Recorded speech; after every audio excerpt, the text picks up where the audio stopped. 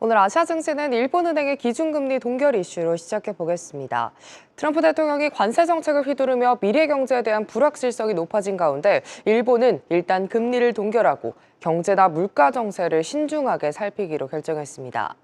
해당 이슈가 전해지자 통화 정책 영향을 상대적으로 많이 받는 2년물 국채 금리가 소폭의 상승세를 보였는데요. 우에다 총재의 기자회견을 기다리는 니케이 지수, 현재는 강보합권 내에서 제자리 걸음 보여주고 있습니다. 지수를 따라가는 에이스 일본 니케이 역시 오늘 오전의 상승폭을 모두 반납했습니다. 장중한 때 27,000원을 넘기긴 했지만 현재는 강보합권 내에서 26,930원으로 거래되고 있습니다. 오늘 인도 증시는 보합권에서 방향을 탐색하는 모습입니다. 정부가 철강 수입을 권고한 이후에 금속 가격이 상승한 점, 또 미국 연준의 정책 결정을 앞둔 점 때문에 경계심이 상당한 건데요. 이 가운데 특히 IT주가 하락을 주도하는 수요 일장 보여주고 있습니다. 오전 오후 상하락을 반복했던 센섹스 지수, 현재는 0.2%로 상승으로 방향을 잡았습니다. 전거래 일의 인도 니프티 지수가 6주 만에 최고치를 기록하면서 강세 보였던 덕분에 요즘 들어 짙은 빨간불을 켜는 코덱스 인도 니프티 ETF입니다. 한시를 기점으로 상승폭을 더욱더 키우더니 현재는 1% 가까운 상승세 보여주고 있습니다. 오늘 중화권증 시내에서는 로봇주가 주인공입니다. 정부의 민관 합동 정책 관련 기대감에 로봇주들이 시세를 내주고 있습니다. 하지만 이렇게 일부 업종들만 탄력적인 흐름을 보이면서 상해지수는 한때 밀리기도 했는데요. 현재는 0.1% 소폭의 오름세 보여줍니다.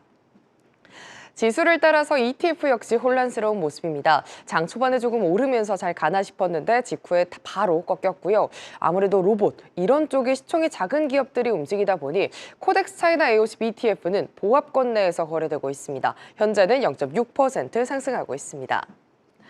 어제 주요 기업들의 실적 발표를 맞이한 홍콩 증시입니다. 특히 샤오미가 지난해 순이익 기준 사상 최고치를 기록하면서 오늘까지 강세를 이어가고 있고요. 항생지수 내에서도 로봇주가 바로 눈에 띄고 있습니다. 획기적인 범용구현 지능 플랫폼인 거울을 공개할 예정이란 소식 덕분에 로봇주들이 강세를 보이고 있는데요. 지수 내에서도 10시를 기점으로 수급이 돌면서 상승 전환에 성공했고요. 현재는 0.3% 오름세 보입니다. 오늘 오전 로봇주를 포함한 일부 정책 관련주들의 순환매가 돌면서 테크주들은 힘이 빠진 모습입니다. 그래도 오전의 하락을 만회하면서 현재는 상승 전환을 시도하고 있는데요. 현재는 0.4%, 0.5% 가까운 오름세 보여줍니다. 지금까지 아시아 주요 증시 시황 전해드렸습니다. 네, 오늘은 신영증권 성현주 연구원 전화로 연결돼 있습니다. 연구원님 안녕하십니까? 네, 안녕하십니까. 이번에 부장 승진하신 것 같더라고요. 네, 맞습니다. 네, 축하드립니다. 네, 자, 감사합니다. 네, 홍콩에 지금 상장된 중국 본토 기업들로 구성된 홍콩 H지수 40개월 만에 9,000선을 돌파했다 이런 소식 들리더라고요. 테크주 중심의 랠리가 나온다 이런 평가 계속되고 있는데 마침 또 샤오미가 4분기 분기 최대 실적도 달성을 했고 중화권 랠리는 계속되는 모양입니다. 네, 그렇습니다. 오늘 상해 종합지수도 하락 출발했지만 지금 한 0.2% 상승하고 있고요. HSCI 지수도 0.17% 하락 출발했는데 현재 0.2% 상승세 보이고 있습니다. 전반적으로 이제 어제 전기차주가 기업별 긍정적 이슈에 이어서 실적 발표로 상승세 지속하고 있는데요. 오늘 홍콩 증시에서 BYD가 한 3%대, 샤오미가 1.8% 상승세 보이고 있습니다. 다만 샤오펑은 한 6% 하락세를 보이고 있는 상황인데요. 지난 17일 이 BYD는 신모델 예약 주문 오픈과 함께 슈퍼 E 플랫폼 기술을 공식 발표했습니다. 1초 충전 시 2km 주행이 가능한 초고속 충전 기술을 선보였는데요. 또한 어제 니오는 CATL과 전략적 협력 관계를 체결했습니다. 이 CATL이 니오의 최대 25억 위안의 전략적 투자를 추진한다라고 발표를 했습니다. 또한 리오토도 자율주행 기술 연구 책임자가 엔비디아 GTC 2025에서 동사의 차세대 자율주행 기술을 공개를 했는데요. 언어 및 행동 능력을 성공적으로 통합하고 향후 정답 운전기사와 같은 역할을 수행할 것이라고 했습니다. 어제 저녁에는 샤오미와 샤오펑 실적 발표가 있었습니다. 샤오미는 역대 최대 실적을 발표했는데요. 4분기 매출액 순이익이 각각 1,090억 위안, 83억 위안으로 전년 동기 대비 49%, 69% 정도 기록을 했습니다. 올해 연간 자동차 판매량 목표를 35만 대로 상향 조정했고요. 연간 R&D 투자 3천억 위안의 25%를 AR 투자에 투자할 것이라고 이렇게 밝혔습니다. 샤오펑도 4분기 매출액이 순손실 관련한 실적을 발표했는데요. 매출액은 161억 위안, 순손실 13억 위안으로 3분기에 17억 위안보다는 좀 감소했습니다. 4분기 자동차 판매량은 9만 1,500대로 전년 동기 대비 52% 증가한 것으로 발표했는데요. 올해 1분기 자동차 판매량 및 매출액 가이던스를 각각 9만 1,000대, 9만 3,000대, 그리고 150억에서 157억 위안으로 제시했습니다. 이번 1분기 판매량 목표치는 전년 대비 300% 급증한 수치입니다.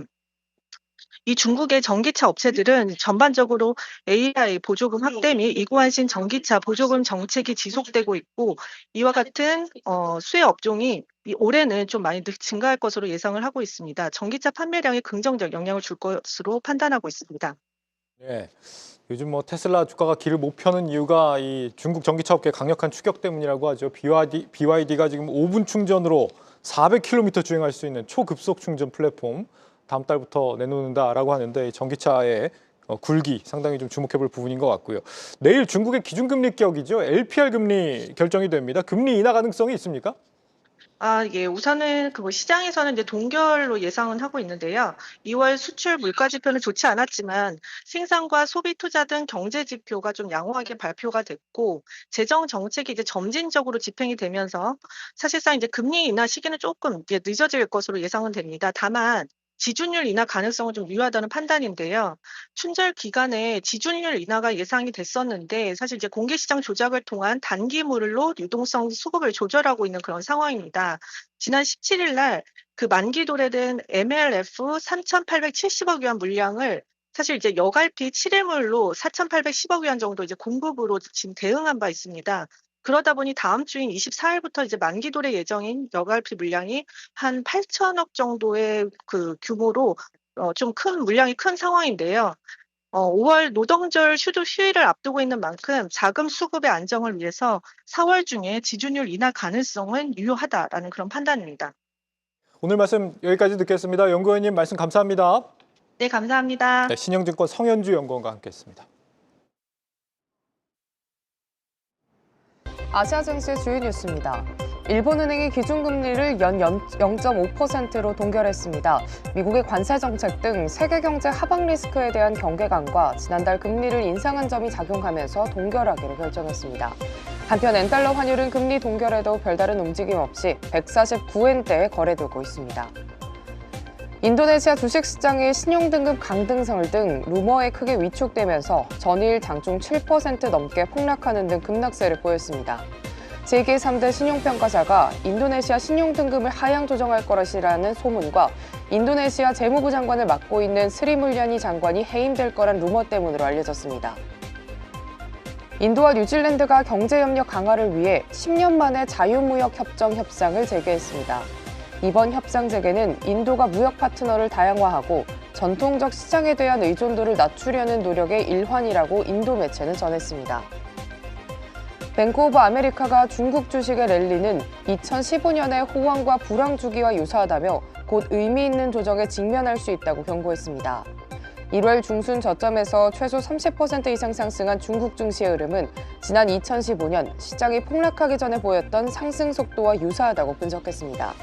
지금까지 아시아 주요 뉴스였습니다. 계속해서 다양한 경제 이슈를 알고 싶다면 구독과 좋아요, 알림 설정 부탁드립니다. AI 캐스터 권미정이었습니다.